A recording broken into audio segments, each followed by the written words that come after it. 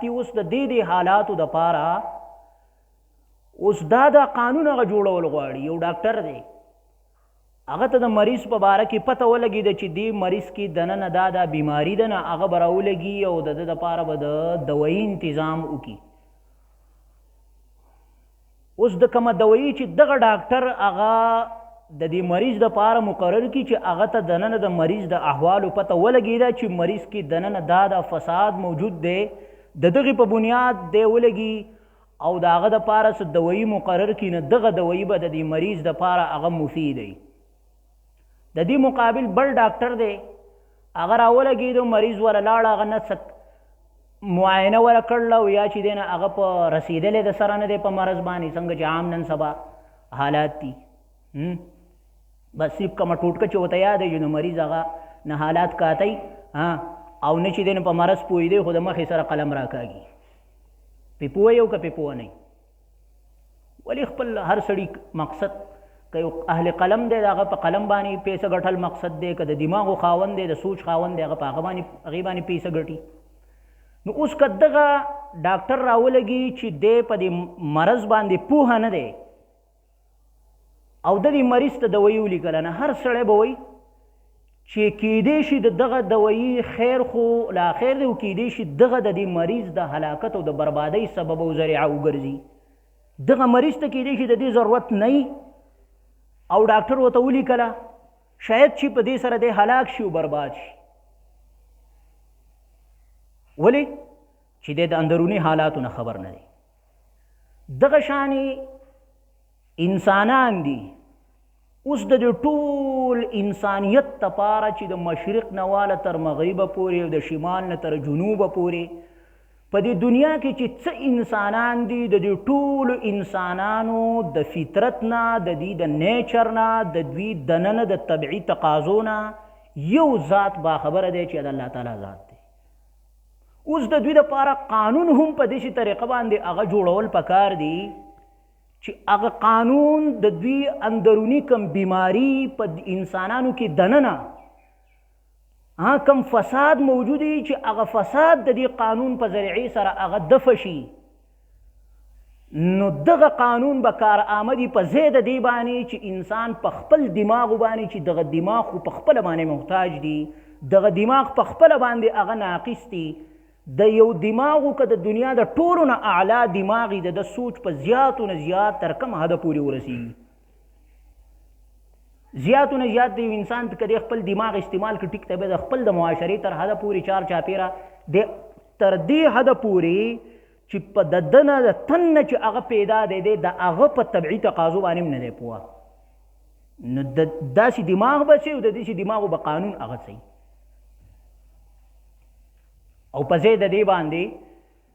چې د خالق کائنات چې د کائناتو د فطرت نه واقف ذات دی د هغه قانون هغه لاګو شي.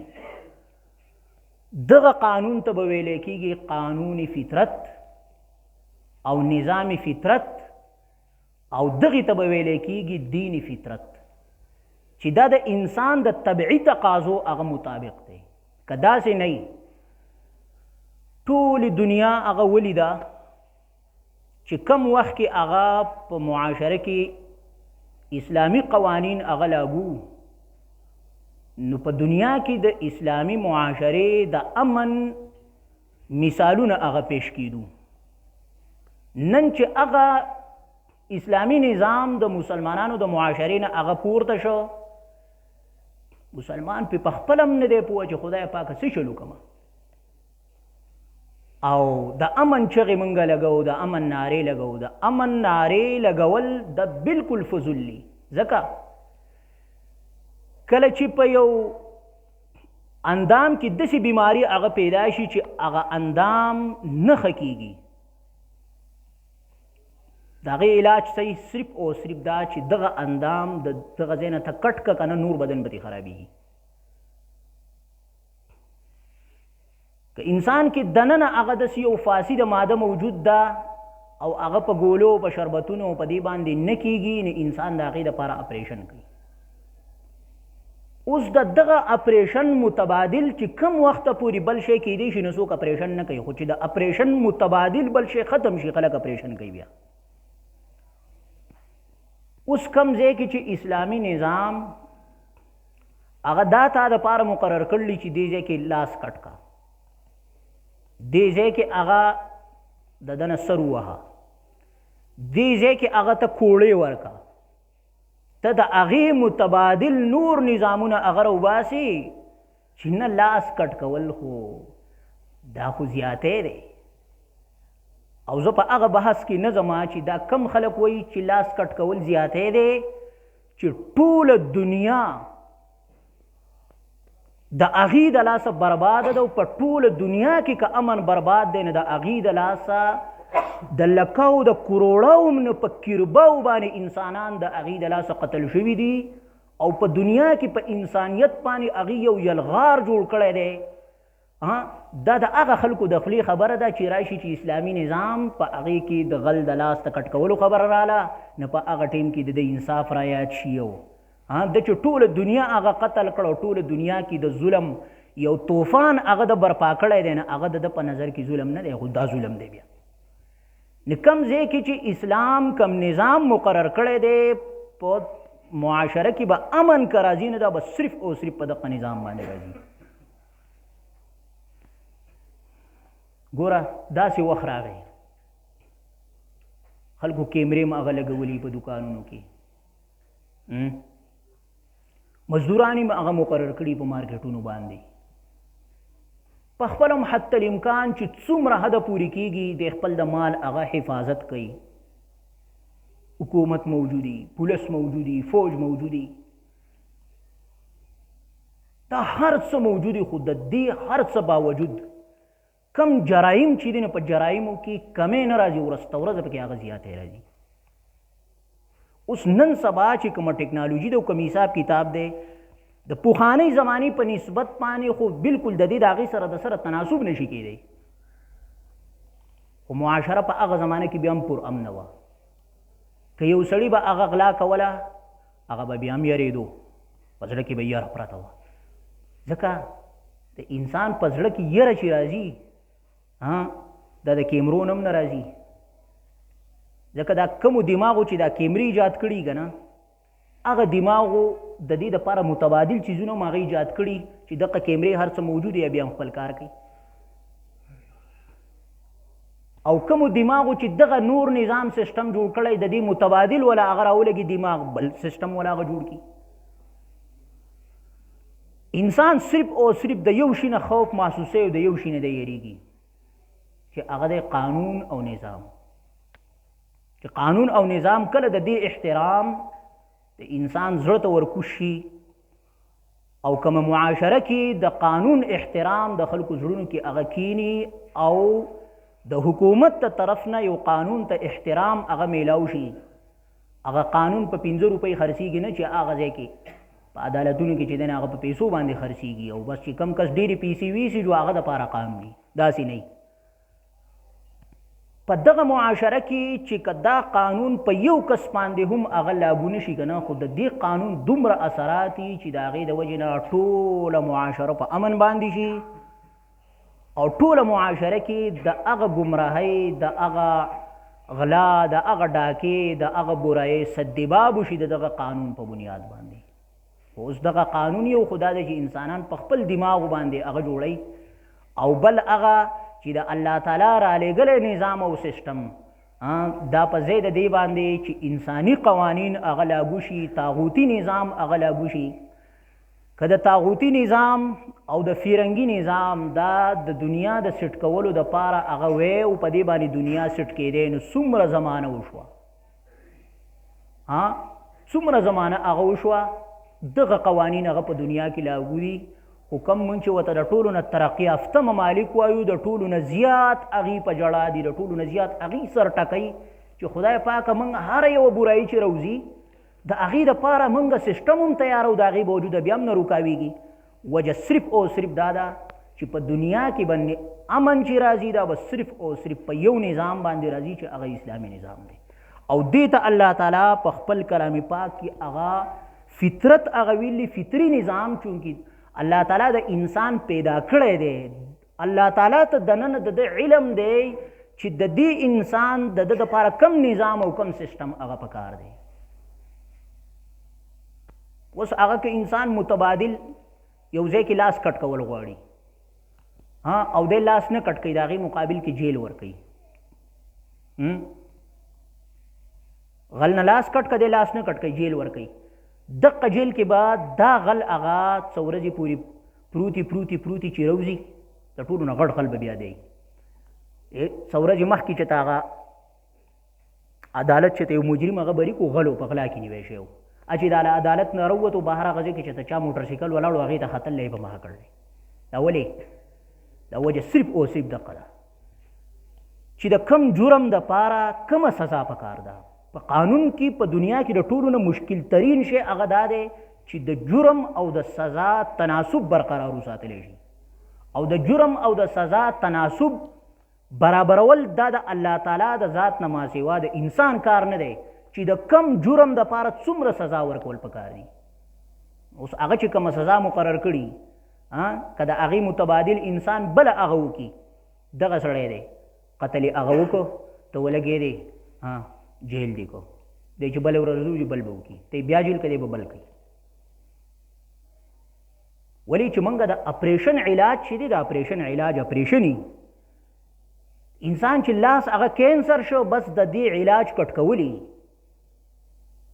دا نظام چې الله تعالی د دې انسانانو دپاره رالیږلی دی نو دی بس صرف دې دپاره هغه نه دی رالیږلی بس چې دا پاڼو کې دننه هغه پروت یو زیاتو نه زیات د دې چې دی نه موږ او تاسو هغه بس الفاظ یې زده کړو او دغه حده پورې دا محدودي قانون او نظام سیسټم چې هغه د پاڼو دپاره یوازې نه چې په اعلی طباعتونو باندې هغه چاپ کړی شي او په دې باندې د هغې مقصد نه پوره کېږي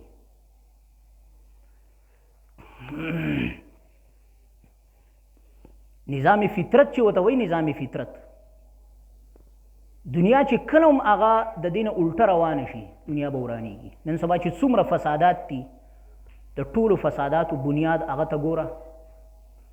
چې کم روان دوان سیسټم د دنیا چې دی په کم طریقه چې الله روان کړلی که ته یې د هغې نه علاوه په بله طریقه باندې چلول غواړې فساد به جوړېږي بطور مثال ما او تا چې کله خوراک خورو نو په دې خوله کې اچو که نه بیا خورو او بیا چې دی نه هغه دننه په دې غاښونو باندې میده کړو د هغې نه پسې دننه لیږو که نه د دې مقابل یو سړی راولېږي د دې فطري طریقې نه هټ کر دی بله طریقه استعمال کړي څه طریقه خپله کړي بس په دې سپیمو باندې وردننه کړي فایدهناک پې که نقصان دی دغه شانتې دغه ډوډۍ د ذات دی هغه په دغه فطري طریقه ونه خوري او دغه شانې وایي ژوندی هغه ورتېروي نقصان دی وایي دغه شانتې د دنیا فطري سیسټم دا چې انسانان پیاده ګرځي انسانانو صحتونه برابر او سهولت وس زیات دی هر څه وس سیوا دي صحتونه کمزوري وجه څه وه چې فطري سیسټم دا چې انسان دا خپې چې الله ورکړلی چې دی په دې باندې هغه ګرځي دا داسې نه وایي چې دا څه ګناه ده سهولت دی دغه به استعمالوي یا چې دی نه هغه یو عام چرګانی چې دا وطني چرګان چې ورته موږ وایو یو دا فارامي چرګاني په دې کې کم یو هغه خرابي او کم یو برابري ستا د صحت دپاره کم یو مفیدي کم چې وطني ستا دپاره دا ولې نقصان دی په دې دوکان کې چې دا صحت دپاره اکثر خلک چې دی نه هغه دغه استعمالوي هم نه غټان خلک چې څومره وي هغه دغه خوري هم نه وایي دا چونکې دا په غیر فطري طریقې سره هغه راروی شوی هم د دې پیدایش په غیر فطري طریقې باندې او هم دا چې بیا رالوی شوی نه دا په غیر فطري طریقې باندې رالوی شوی دغه شانې په اخوا پسې ځه د دنیا دا څومره نظامونه سیسټمونه چې دنیا کې هغه روان دي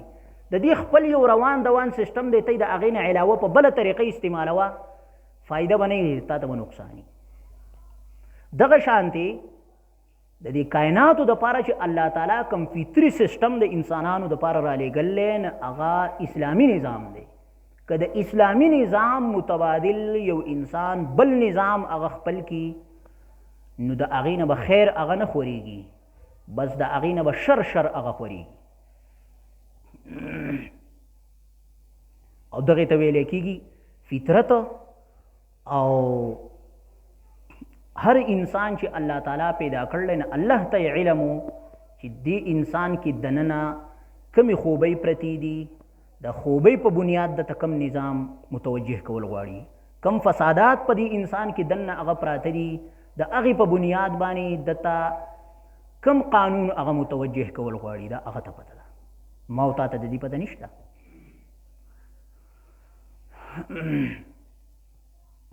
او که داسې نه او د دې فطري نظام هټ کر ما او تا په بله لاره باندې روان شو نو یاد ساته دا نقصان به صرف د آخرت دپاره نه وي دا به دنیا کې هم نقصان بیا علامہ ڈاکٹر محمد اقبال مرحوم فرمائی وہی فطرت افراد سے اغماز تو کر لیتی ہے ولی کرتی نہیں ملت کے گناہوں کو معاف فطرت افراد سے اغماز تو کر لیتی ہے دې شعر کې هغه د څه فلسفه وړاندې کول غواړي وایي ګوره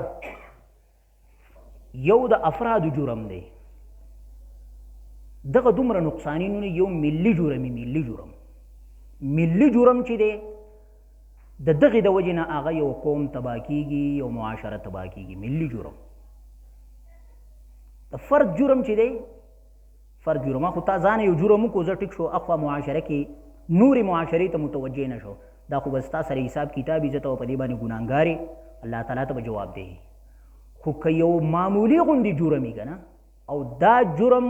په معاشره کې هغه خور شي دا د دې معاشرې دپاره یو ناسوري چې کله یو جرم په معاشره کې هغه خور شي دا بس یو کینسر دی د دې معاشرې دپاره نو په آخرت کې خو داسې د قوم په حیثیت باندې په آخرت کې د الله تعالی په دربار کې پیش کېده نشته چې هلکه پلانې قوم راشئ اوس پیش شئ پلانې قوم راشئ پیش شئ پلانې قوم راشئ پیش شئ داسې پکې نشته پاکستاني راشئ هندوستاني راشئ